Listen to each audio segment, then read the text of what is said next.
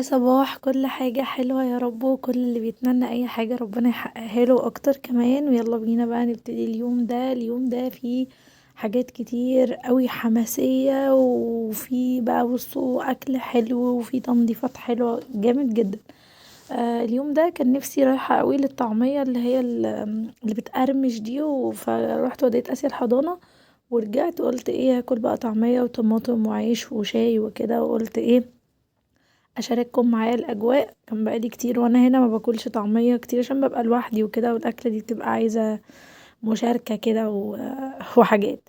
بعد كده بقى شلت الحاجات اللي انا اكلت فيها يعني، ورحت بقى اغسلها وكده اول باول. ضروري بقى بحب اغسل الحاجات اول باول عشان ما الاقيش الدنيا تتراكم عندي والاقي المطبخ فجأة اتكركب وكده. فدي خطوة مهمة قوي بحب اعملها على طول. اي حاجة بدخل اكلها برجع ايه على طول اغسلها. المهم واحنا بقى بنغسل المواعين كده والحركات دي، عاملين ايه؟ طمنوني عليكم، اخباركم ايه؟ وعاملين ايه بقى في الشتاء اللي هجم فجأة علينا ده؟ بس بصراحة احنا طماعين يعني، في اخر 11 والشتاء لسه بادئ، فيعني كتر خير والراجل اتأخر. اخباركم ايه؟ البني ادم كده قاعد تحت البطانية مش قادر، ورغم كده برضه في حاجات ايه بتضطر يقوم. لا انت لازم تقوم تعمل كده. يا جماعة سيبوني تحت اللحاف وتحت البطانية، لا لا ده انت لازم تقوم تخلص. يلا ربنا يعيننا ويقوينا جميعا يا رب، اللهم امين.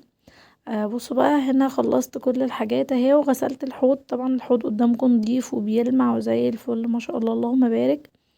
بس بقى شاركت معاكم خلطة حلوة قوي شفتها كتير وعلى تيك توك، الحاجات بقى اللي هي الهاك والحاجات دي. وبصراحة كنت عاملاها معاكم من فترة على انستجرام، بس كنت ضايفة لها حاجات كتير تانية، فجربتها المرة دي لوحدها طلعت تحفة قوي. هوريها لكم دلوقتي. نضف اي ستيل، خلت الحوض بيلمع كأنه جاي من عند الراجل. البوتاجاز، اي حاجة ستيل عندك هتخليها فظيعة. تمام يعني. شوفوا دلوقتي الحوض نضيفه زي الفل اهو، تمام. وغسلت كل الحاجات وبنشف وارص وتمام، ويديكوا احساس ان هو لا جامد.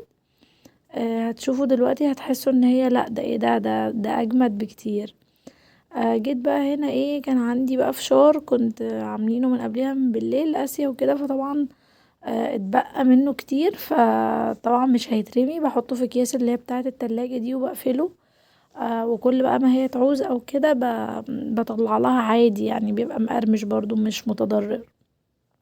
وبرضو صينية الكيك الحركة دي برضو بحبها قوي، فقلت اشاركها معاكم. بتلطف الدنيا عليا قوي. بعمل الكيكة كده وباخدها بقى ايه، احطها كلها شرايح كده كأنها زي شرايح التوست، وبعبيها بقى كلها، بحطها في علبة وبقفلها وبشيلها في التلاجة. كل يوم بقى عايزة افطر، عايزة اكل في اي وقت مع شاي او كده، بطلعها افطر وارجعها تاني. بتبقى سهلة قوي ومش واخدة مكان وزي الفل. هنا بقى الخلطة اللي لسه كنت بكلمكم عليها.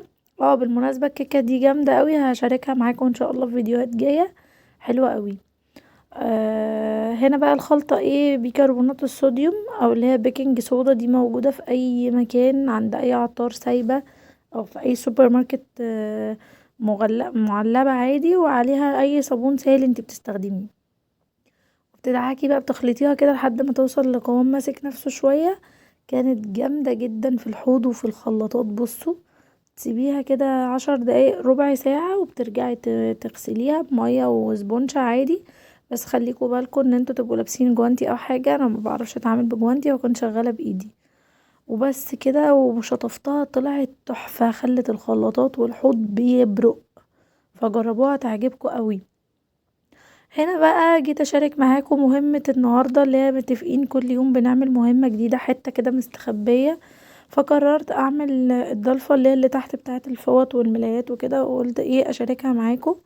بعمل ايه؟ كنت بوريكم الدرج الراجل اللي حسبي الله ونعم الوكيل فيه يعمل لي العفش. كان المفروض ان الدرج ده خزنة يعني بقى والمفروض انه عامله سحري وكده يعني. طبعا وقع من اول كام استخدام زي ما انتم شايفين كده، والخشب طلع من حاجات كده، المسامير فكت وكده. هنا بقى فيعني حسبي الله ونعم الوكيل في اي حد ما بيراعيش ربنا ولا ضميره. الطقم ده كنت بوريهولكم، كنت جايباه من الشاوة من جهازي، كان اكتر طقم بحبه.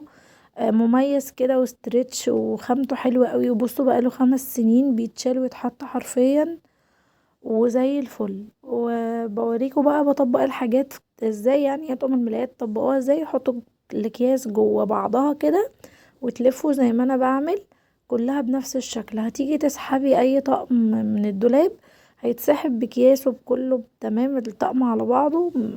هيبقى بقى ايه، موفر عليكي مساحة وموفر عليكي كمان. بصوا ان انتي هتسحبي الحاجة مرة واحدة، ما تعمليش بقى الحاجات التشكيلة.